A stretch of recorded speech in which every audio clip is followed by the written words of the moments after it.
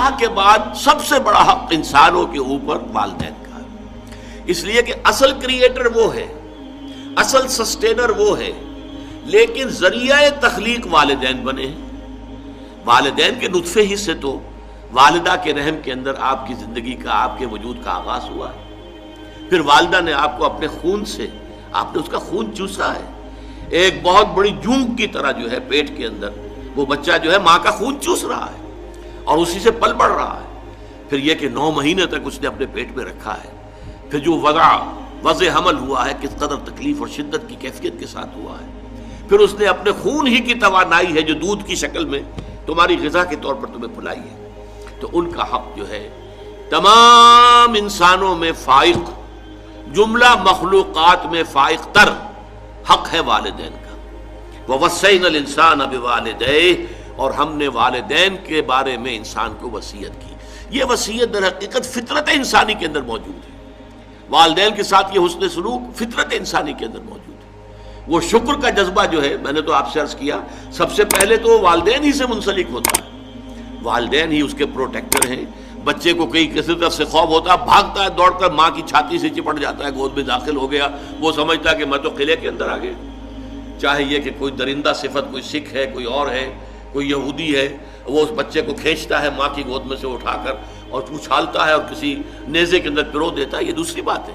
لیکن بچہ اپنی ماں کی گود میں پہنچ کر یہ سمجھتا ہے کہ میں تو قلعے کے اندر آ گیا ہوں، محفوظ ہو گیا ہوں، لہذا اس کا جذبہ تشکر پورا والدین کے ساتھ اس کو برقرار رہنا چاہیے، یہ جذبہ تشکر۔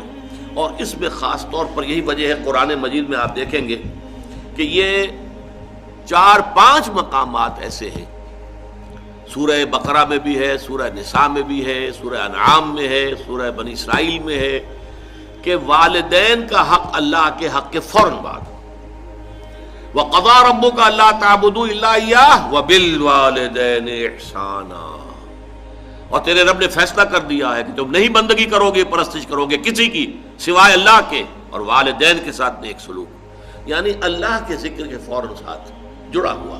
جیسے یہاں ہے انشکر لی ولوالدیک، شکر کرو میرا۔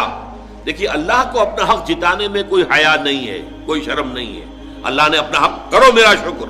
انشکر لی، کریٹر میں ہوں، تمہاری ماں کے دل میں ممتا میں نے ڈالی ہے، تمہارے باپ کے شفقت جو ہے وہ جو اس کے دل میں تھی تمہارے لیے وہ میں نے پیدا کی تھی، تو اصل کریٹر اور سسٹینر تو میں ہوں، میرا شکر۔ اور یہاں پہلے اپنے شکر کا ذکر کیا، حالانکہ یہاں ذکر ہو رہا ہے والدین کا، وَوَصَّيْنَا الْإِنسَانَ بِوَالِدَيْهِ، ہم نے وصیت کی انسان کو والدین کے بارے میں، لیکن اس کا اختتام جو ہو رہا ہے انشکر لی، شکر کرو میرا، وَلِوَالِدَيْكَ، اور اپنے والدین کا، اِلَيَّ الْمَصِيرُ، بالآخر تو میری ہی طرف لوٹ کر آ جانا ہے، تم بھی آ جاؤ گے، تمہارے والدین بھی آ جائیں گے۔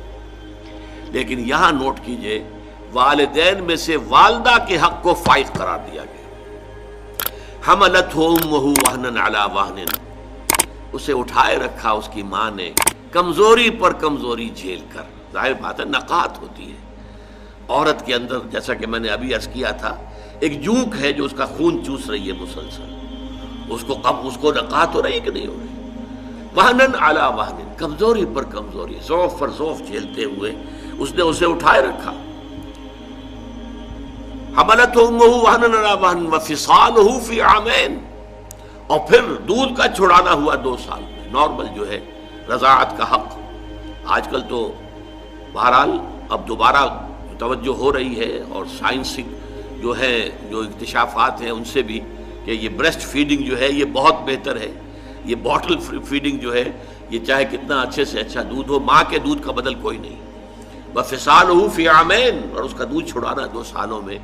انشکر لی، اسی لیے حدیث میں آتا ہے کہ ایک صحابی نے حضور سے پوچھا کہ حضور میرے حسن سلوک کا اولین مستحق کون ہے؟ آپ نے فرمایا تمہاری والدہ۔ انہوں نے پھر پوچھا ان کے بعد کون؟ پھر فرمایا تمہاری والدہ۔ پھر پوچھا ان کے بعد کون؟ پھر فرمایا تمہاری والدہ۔ 4تھی مرتبہ پوچھا پھر کون؟ تو فرمایا تمہارے والد۔ یعنی والد کے حقوق والدہ کے حقوق سے تہائی ہیں، یا یوں کہیے کہ والدہ کے حقوق والد کے حقوق سے 3 گنا ہیں۔ اور یہ بات اس لیے کہ واقعتاً جو مشقت ماں جھیلتی ہے باپ کی نہیں ہوتی۔ رات کو بھی ماں جاگتی ہے بالعموم، وہ باپ کو تو چاہتی ہے کہ سویا رہے، اسے کل جا کے کام کرنا ہے، مزدوری کرنی ہے یا کچھ اور کرنا ہے، بچہ رو رہا ہے تو وہ ماں جو ہے وہ اپنی نیند حرام کرے گی، کوشش کرے گی کہ باپ کی نیند میں خلل نہ آئے۔ یہ سارا جو ہے بوجھ جو ہے اٹھایا ہے ماں نے، جسمانی طور پر بھی، ذہنی طور پر بھی، نفسیاتی طور پر بھی۔